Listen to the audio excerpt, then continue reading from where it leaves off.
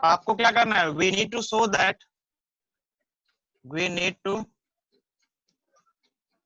That A is equal to B, A is equal to B।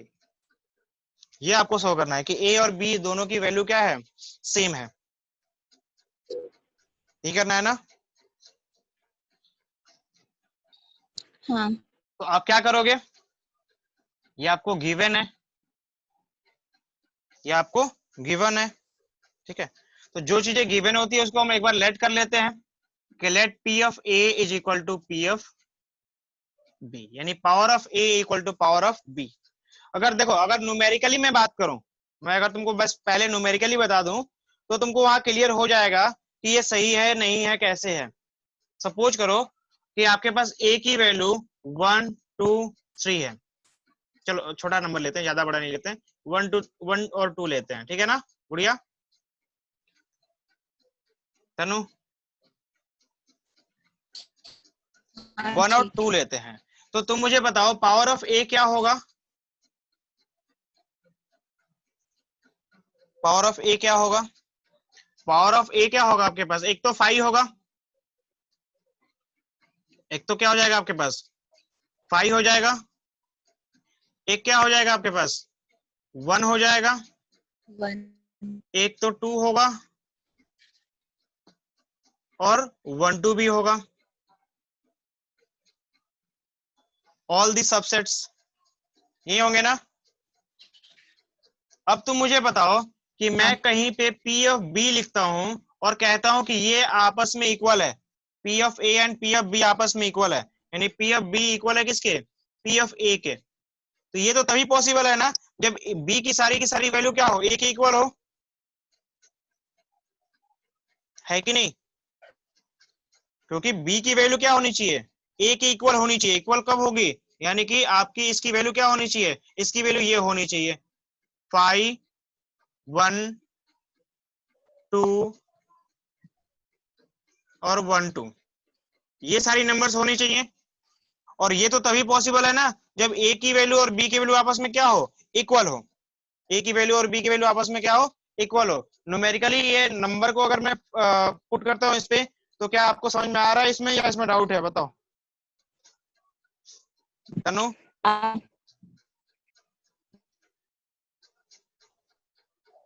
आ रहा है ना, आ रहा है। आ रहा है। तो इसी चीज को न्यूमेरिकली ना कर हमें इसे क्या पूछना है, या हमें इसे क्या करना है, हमें थोड़ा सा इसको थ्योरेटिकली बेस पे या किसी दूसरे लैंग्वेज के बेस पे प्रूव कर लेना है। ये तो आपको क्लियरली समझ में आ गया कि ए और बी हमेशा इक्वल ही होगा, अगर नहीं इक्वल हो तो P of A P of B के इक्वल, यानी power of A power of B के इक्वल नहीं होगा, ठीक है ना। कोई डाउट है, तो इसको देखो कैसे करेंगे प्रूफ, इसको प्रूफ कैसे करेंगे। अब हम इसे मिटाते हैं और जहां पे मैंने 1 और 2 को मैंने माना था वहां मुझे क्या करना पड़ेगा, दूसरा कुछ लेट करना पड़ेगा कि late x is the element of A, x is the element of A, x क्या है, A का एलिमेंट है, होगा ऐसा जैसे इसके पहले हमने प्रूफ किया था, x is the element of A, यानी कि A में x होगा, यही है ना। हाँ। ठीक है, अच्छा जब x A में होगा तो मैं इसको ऐसे कह सकता हूं क्या कि A जो है A वो पूरा का पूरा एलिमेंट होता है किसका, P ऑफ A का, P ऑफ A का होता है क्या, नहीं समझ में आया, हाँ गुड़िया समझ में आ गया यहाँ पे। हाँ।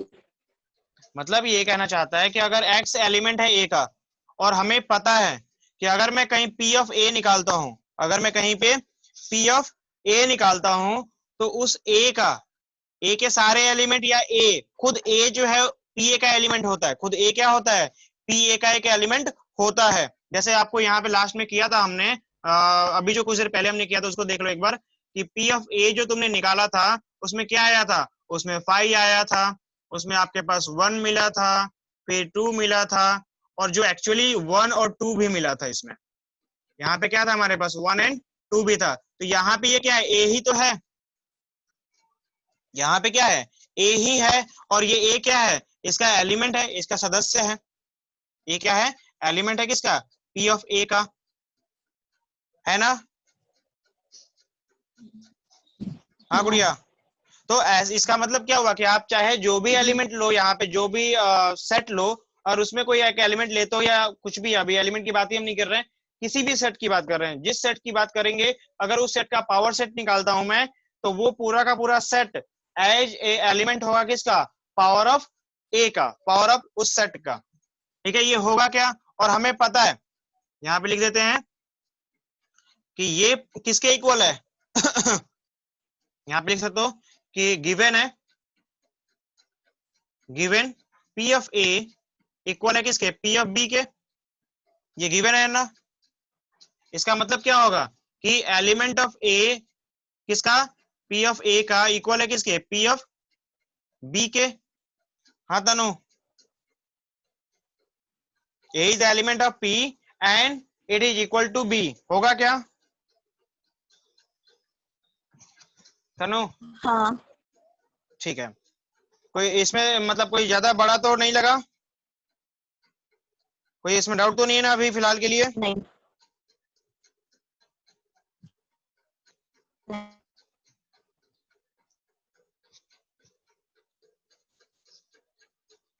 चलो, तो अब हम क्या करेंगे ये एक हमारे पास पॉइंट मिला, हम क्या करेंगे, कुछ और भी लेते हैं। ऐसा हो सकता है कि कुछ और भी एलिमेंट्स हो हमारे पास, कुछ ज्यादा एलिमेंट, कुछ एक्स्ट्रा एलिमेंट, या दूसरे के लिए हम बी वाले के लिए, बी वाले के लिए कुछ और भी एलिमेंट्स लेके चलते हैं हम, अगर कुछ और दूसरे टर्म से, दूसरे पैटर्न से, तो क्या मिल सकता है, हम ऐसे लिख सकते हैं कि चूंकि अगर मैं कहता हूं कि x is the element of C, x is the element of C, ठीक है, फॉर सम, फॉर सम, कौन सा सम है हमारे पास, मतलब कुछ और एलिमेंट्स की बात हम कर रहे हैं, तो x is the element of C किसके लिए, c is the element of, c is the element of p of b के लिए, जैसे हमने a के लिए किया था।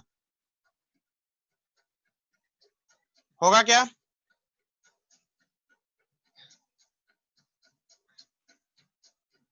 क्या नाम है तनु। हाँ यही होगा। ठीक है, तो ये क्या इंप्लाई करता है इससे आपको ये क्लियर दिखाई देता है कि सी का, सी जो एलिमेंट है, मैंने किसका निकाला है, बी का पावर सेट, तो बी के पावर सेट में सी एक एलिमेंट है, यानी कि C must be subset of B, C must be subset of B, होगा क्या, C must be subset of B, it implies that C is subset of B, C is subset of B, ये होगा क्या तनु। और ये क्या imply करेगा, ये इंप्लाई करेगा जब C के सारे एलिमेंट B में हैं और C के पास X है, तो X क्या होगा, B का भी एलिमेंट होगा। यहां पे हमने क्या माना था कि X एलिमेंट है A का, तो A जो है पूरा का पूरा, यानी कि A जो सेट है वो इस A के सबसेट का, यानी कि पावर सेट का एक सेट है, एक एलिमेंट है। और हमने यहाँ पे X को क्या माना था कि C का एलिमेंट है, तो ये B का एलिमेंट होगा ही होगा, क्योंकि C क्या है, इसका सबसेट है, C क्या है, C is the subset of B, so all the element of C must be in A, must be in B, B में होगा, वो हमने यहाँ लिख दिया। हमारी बात समझ में नहीं आ रही है तन्नू,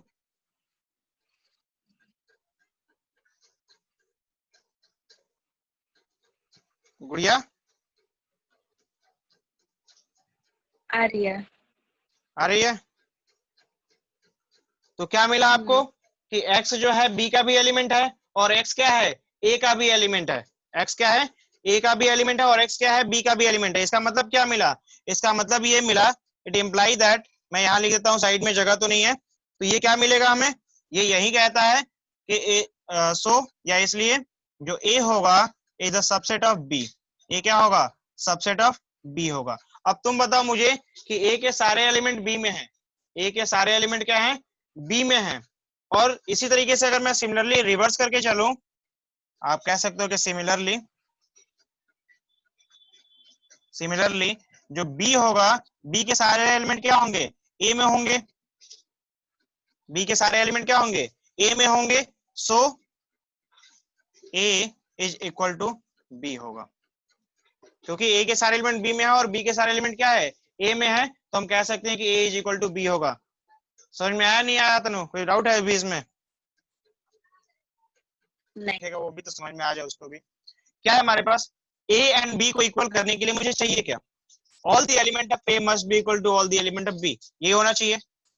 इसके लिए हम क्या करेंगे, हमने लेट कर लिया कि x is the element of A. x क्या है, एलिमेंट है a का, a में कोई एक एलिमेंट है x। और हमें पता है कि अगर मैं p ऑफ a निकालता हूं, तो एक एलिमेंट होगा किसका, p ऑफ a का। a क्या होगा, पूरा का पूरा a, मतलब पूरा जो सेट है वो p ऑफ a का, यानी कि पावर सेट ऑफ a का एक एलिमेंट होगा, जस्ट एक एलिमेंट होगा। क्योंकि ऑलरेडी गिवन है p of a equal to p of b, already given है कि p of a equal to p of b, यानी कि ये पूरा का पूरा किसके इक्वल है, p ऑफ b के इक्वल है। इसी पार्ट को मैंने यहाँ पे लिख दिया और इसके इक्वल किसे कर दिया, p ऑफ b के इक्वल कर दिया। अगेन मैंने दूसरे टर्म्स को लिया, एक नया टर्म c, और वो क्या कहना चाहता है, वो ये कहना चाहता है कि ये जो c है वो एलिमेंट है किसका, b का। एक दूसरा टर्म ले लिया मैंने, एक नया टर्म, कि जो b का क्या है, एलिमेंट है। और मैंने देखा कि अगर ये b का एलिमेंट है और c इसका एलिमेंट, c का एलिमेंट x है, यानी कि x के सारे एलिमेंट b में तो होने ही चाहिए, क्योंकि कभी भी कोई भी पावर सेट होगा और उस पावर सेट के अंदर जितने भी हमारे पास सेट्स होते हैं, the sets in power set are the subset of b। जिस सेट की पावर सेट निकाली जाती है उसी सेट के सारे सब सेट्स का कलेक्शन होता है पावर सेट। यानी कि C के सारे एलिमेंट्स क्या होंगे, B में होने ही हैं किसी भी हालत में। इसलिए X भी क्या होगा, B का एक सदस्य होगा, या C भी एक B का सदस्य होगा, यानी कि C the subset of B होगा। और जब C the subset of B होगा तो मैं क्या कह सकता हूँ कि X is also element of B होगा। X भी क्या होगा, B का एलिमेंट होंगे। इसका मतलब क्या निकला, इसका मतलब ये निकला कि आपने कहीं भी कोई भी टर्म्स लिया, ए के सारे एलिमेंट मतलब ए में आपने एक्स माना था और एक्स किसी और में माना आपने, मतलब कुछ और भी अलग से एलिमेंट्स मान लिए, वो सारे एलिमेंट बी में मिल गए आपको। और रिवर्स अगर हम इसको करेंगे तो बी के सारे एलिमेंट ए में मिलेंगे। इसका मतलब क्या हुआ कि ए और बी के सारे एलिमेंट्स आपस में सेम है, तभी ये ऐसा पॉसिबल हो पा रहा है, यानी कि ए और बी आपस में इक्वल। 13 में क्या कह रखा है, जो क्वेश्चन कह रखा है उसको देखो और फिर बताओ उसमें क्या क्या गिवन है। 13 में क्या रखा है कि a survey of 600 students in a school, 600 बच्चों पे जो है एक सर्वे किया गया है। 150 स्टूडेंट्स जो फाउंड किए गए हैं, to be found to be taking tea, क्या करते हैं वो चाय पीते हैं। 150 बच्चे जो हैं वो क्या करते हैं, चाय पीते हैं। ठीक है, तो एक काम करते हैं, सबसे पहले तो हमें बताना पड़ेगा टोटल नंबर ऑफ स्टूडेंट्स कितने हैं। ये क्वेश्चन नंबर कौन सा है, 13 है। टोटल नंबर ऑफ स्टूडेंट कितने हैं, 600 है ना गुड़िया, तनु? नहीं, 600 है। अच्छा 600 है, चलो ठीक है। तो नंबर ऑफ यू की अगर हम बात करते हैं, नंबर ऑफ यू का मतलब यूनिवर्सल, नंबर ऑफ यू का मतलब यूनिवर्सल, और यूनिवर्सल क्या होगा, वही तो होगा। मतलब मैंने इनको लिख दिया है लैंग्वेज के फॉर्मेट में, और कुछ नहीं है। तो 600 are in N of U, number of U. अच्छा आगे देखते हैं फिर, आप चाहो तो यहाँ पे लिख सकते हो।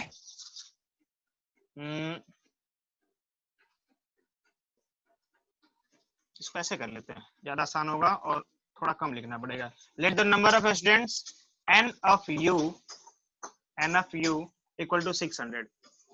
ठीक है ना? कोई डाउट?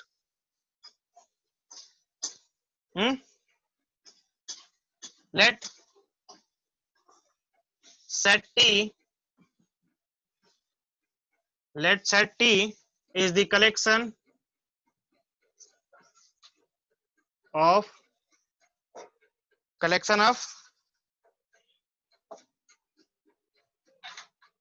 या फिर कलेक्शन ऑफ के बदले इज द सेट ऑफ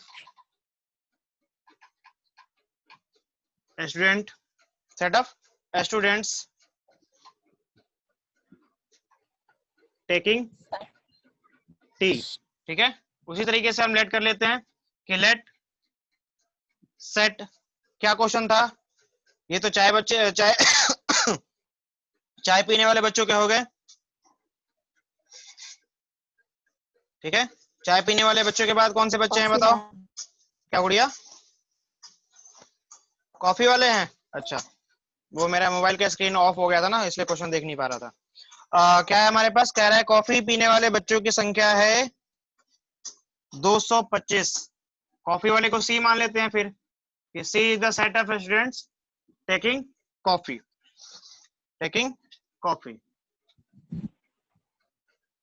ठीक है ना गुड़िया? और क्या है हमारे पास? हंड्रेड्स टेकिंग बोथ, हंड्रेड्स ऐसे हैं जो दोनों को दोनों पीते हैं। ठीक है ना, दोनों पीने वाले हैं। तो चलो ठीक है, पहले इनके अकॉर्डिंग देख लेते हैं। सो नंबर ऑफ टी कितना होगा तनु? और एंड नंबर ऑफ सी कितना होगा, यानी नंबर ऑफ कॉफी पीने वाले बच्चों की संख्या, और नंबर ऑफ टी मतलब कि चाय पीने वाले बच्चों की संख्या कितनी होगी बताओ तनु?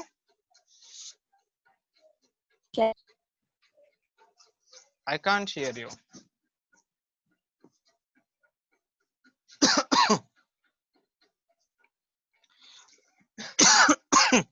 चाय पीने वाले बच्चों की संख्या है 150, और कॉफी पीने वाले बच्चों की संख्या है 220, 225। ठीक है, और आपसे क्या कह रहा है? आपसे कह रहा है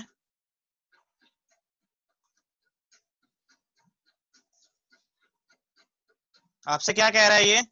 आपसे यहाँ पे कह रहा है कि जो दोनों का कॉम्बिनेशन है, दोनों पीने वाले जो बच्चे हैं वो 100 हैं। दोनों पीने वाले बच्चे क्या हैं? 100 हैं। ठीक है, दोनों का मतलब जो दोनों में कॉमन होंगे वही ना? हाँ तनु, जो दोनों में पीने वाले होंगे दोनों में हाँ। तो क्या होंगे वो? यानी दोनों का intersection, number of T and C का इंटरसेक्शन कितने? वो हंड्रेड्स हैं। वो कितने हैं? हंड्रेड्स हैं। और क्या क्या है गिवन हमारे पास? और कुछ है क्या?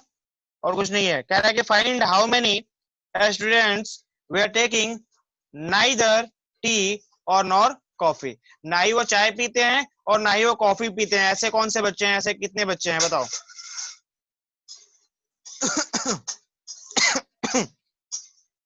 ना ही कॉफी पीने वाले बच्चों की संख्या और मतलब ना ही चाय पीने वाले और ना ही कॉफी पीने वाले बच्चों की संख्या आपको बतानी है।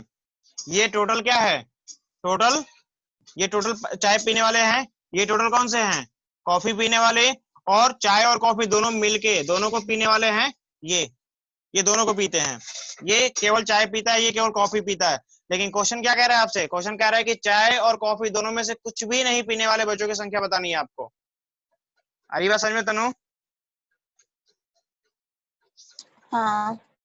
यानी क्या चाहिए आपको बताओ? आप ऐसे कर लेते हैं इसको, आपने इनवर्स वो पढ़ा था ना इनवर्स सेट,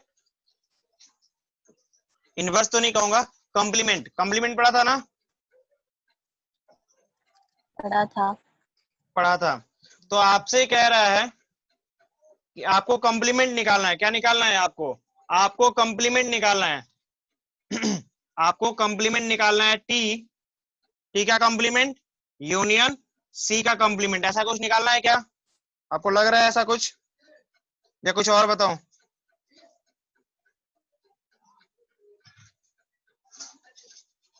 हाँ,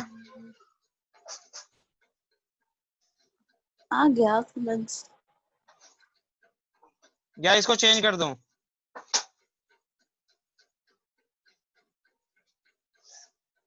दो। चेंज कर दूं? इसने क्या पूछा था? क्वेश्चन को एक बार फिर से पढ़ो। क्वेश्चन में पूछा गया है कि हमें फाइंड करना है कि find how many students they are taking neither tea nor coffee. यहाँ पे और नहीं लिखा है, नॉर कॉफी लिखा हुआ है। मतलब कि हमें यूनियन नहीं चाहिए, हमें इंटरसेक्शन चाहिए।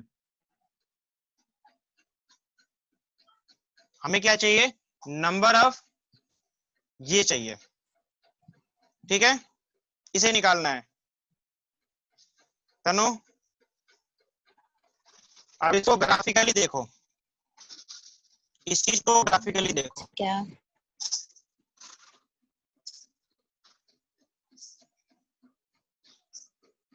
ये हमारे पास U है, ये T है, ये C है, और ये इन दोनों का कॉम्बिनेशन है, ठीक है ना। और आपको चाहिए क्या? आपको चाहिए ना ही चाय पीने वाले, ना ही चाय पीने वाले, और ना ही कॉफी पीने वाले, दोनों में से कोई भी पीने वाले नहीं चाहिए आपको। यानी आपको क्या चाहिए? आपको ये वाले नंबर चाहिए, इनकी बात की जा रही है, यही है ना। ये पूरा का पूरा हो जाएगा, इनको छोड़ने के हाँ। बाद जो बचेंगे, ठीक है ना, वो आप चाहिए आपको। तो उसको कैसे निकालोगे आप बताओ मुझे। इसको निकालने का सिंपल सा तरीका क्या, मैं इसको ऐसे कह सकता हूं कि ये जो होगा, इन दोनों का कंबाइन करो, टी और यू का कंबाइन करो, और उसका इनवर्स निकाल दो, इसका कॉम्प्लीमेंट निकाल दो। हाँ। अगर देखो मैं इसको न्यूमेरिकली बात करूं यहाँ पे, या फिर ऐसे बात करूं कि टी का कॉम्प्लीमेंट क्या कहते हैं हमें टी का कॉम्प्लीमेंट एंड इंटरसेक्शन ऑफ सी का कॉम्प्लीमेंट, टी का कॉम्प्लीमेंट एंड इंटरसेक्शन ऑफ सी का कॉम्प्लीमेंट में निकालो, और डायरेक्टली मैं ये लिख दूं, तो आपको ये समझ में आ रहा है? शायद ज्यादा याद ना आए या फिर ध्यान ना आए वो बात कि ऐसा कुछ होता है, लेकिन ग्राफिकली आपको यहाँ समझ में आ जाएगा कि इन दोनों को कंबाइन करके क्या करना है मुझे। अगर मैं u में से माइनस कर दूं तो क्या बचेगा मुझे? जो चाहिए वो मिल जाएगा, वही बचेगा। यानी ये फॉर्मूला हो सकता है, कोई डाउट है इसमें? नहीं। नहीं है। अच्छा अब एक काम करते हैं, ये टी यूनियन सी निकाल लेते हैं। क्या करते हैं? टी यूनियन सी निकाल लेते हैं, है ना। तो टी यूनियन सी कैसे निकालेंगे? तनु कुछ याद है आपको टी यूनियन सी का फॉर्मूला क्या होता है? ठीक है, आप यहां लिख लो कि we need to find, we need to find, क्या फाइंड करना है? ये फाइंड करना है आपको, हमें ये फाइंड करना है, we need to find this, ठीक है। अब इसे फाइंड आउट करने के लिए हमें इसका फॉर्मूला निकालना पड़ेगा, और इसका फॉर्मूला आपको पता है, तनु बताएगी मुझे। फॉर्मूला बताओ, टी यूनियन सी का फॉर्मूला बताओ, number of T union C का फॉर्मूला बताओ, number of T union C का फॉर्मूला बताओ। नहीं बताएगी? नंबर ऑफ टी बताऊंगी। यूनियन सी बताएगी ना, बताओ। हाँ, लिखो। बोलिए। Number of T number of T plus number of C plus number of C minus minus, तो बहुत पीटेगी, बहुत पीटेगी। नंबर ऑफ, हाँ यही था। फिर हम दांत तोड़ दूंगा। देखो यहाँ पे, यहाँ यूनियन होता है तो यहाँ इंटरसेक्शन होता है, अगर यहाँ इंटरसेक्शन होगा तो यहाँ यूनियन होता है, बस। बस तो नहीं मानेगी, हाँ। तो नंबर ऑफ टी कितना है हमारे पास? नंबर ये ऑफ टी है 150, प्लस नंबर ऑफ सी क्या है? 225, और नंबर ऑफ इन दोनों का कॉम्बिनेशन कितना है? 100। सॉल्व कर दो, बताओ मुझे क्या मिलेगा। ये हो जाएगा 275,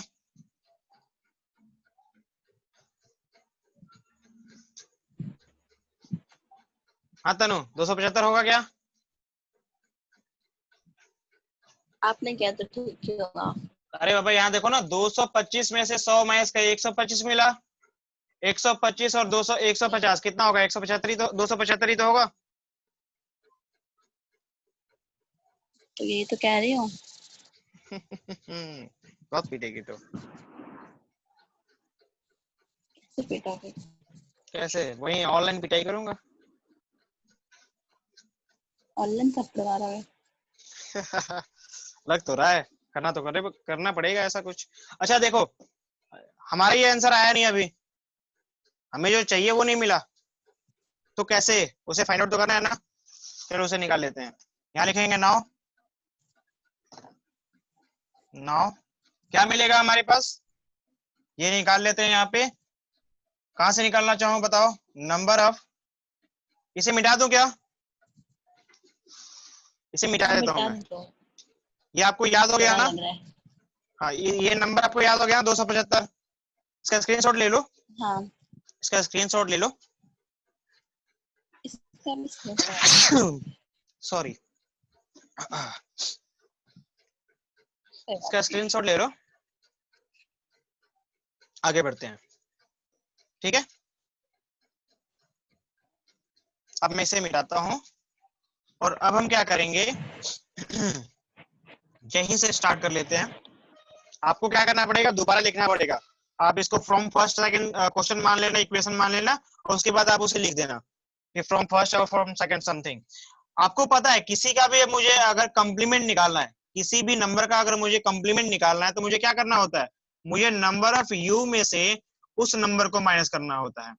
नंबर ऑफ यू में से उस नंबर के, यानी कि टी यूनियन सी वाले को माइनस करना होता है। ऐसा करना होता है ना गुड़िया, हाँ याद हो रहा, याद है। हाँ, ठीक है, चूंकि हमें पता है कि number of T union C, अभी कुछ देर पहले आपने निकाला था, number of T union C कितना आया था, 200, 275 आया था आई थिंक। तो यहाँ पे क्या हमारे पास है, ये हो जाएगा 600 माइनस 275। सॉल्व कर दो इसे, तो ये आपको कितना मिलेगा, क्या मिलेगा, यहाँ मिलेगा 5, और यहाँ हो जाएगा आपके पास 2,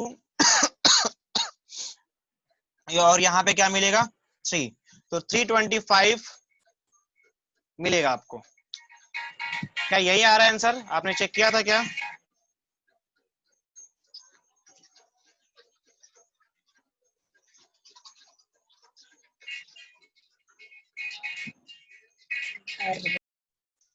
सॉरी, चलो। तो ये क्वेश्चन, इसका फॉर्मूला फटाफट बस रिवाइज कर लो। फॉर्मूला क्या होगा, क्या होगा हमारे पास, आपको क्या करना होता है, सबसे पहला काम तो ये करते हो ना, ए बी और सी को ऐड करते हो, यानी कि number of A plus number of B plus number of C. ठीक है ना।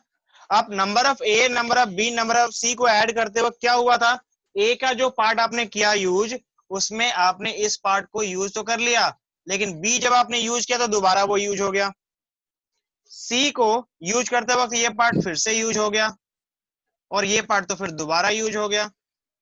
अरे बात समझ में। तो आप क्या करोगे, आप इनको एक एक हाँ करके माइनस करोगे, इनका जो इंटरसेक्शन है, जो कॉमन पार्ट है, उसको आप माइनस करोगे, यानी कि minus of number of A intersection B minus of number of B intersection C, बहुत दूर हो गया यार, बी इंटरसेक्शन सी, फिर minus of A, minus of number of A intersection C, तीनों को माइनस कर दिया है ना। लेकिन प्रॉब्लम क्या हुई, प्रॉब्लम ये हो गई कि आप माइनस हाँ करने में इतने स्पीड अप हो गए थे कि आपने इस पार्ट को दोबारा माइनस कर दिया।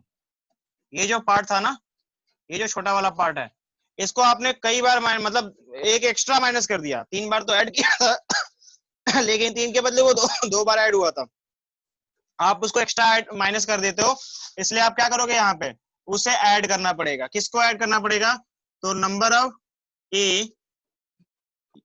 Of A intersection B intersection C वाले पार्ट को। हाँ गुड़िया, नहीं याद हुआ।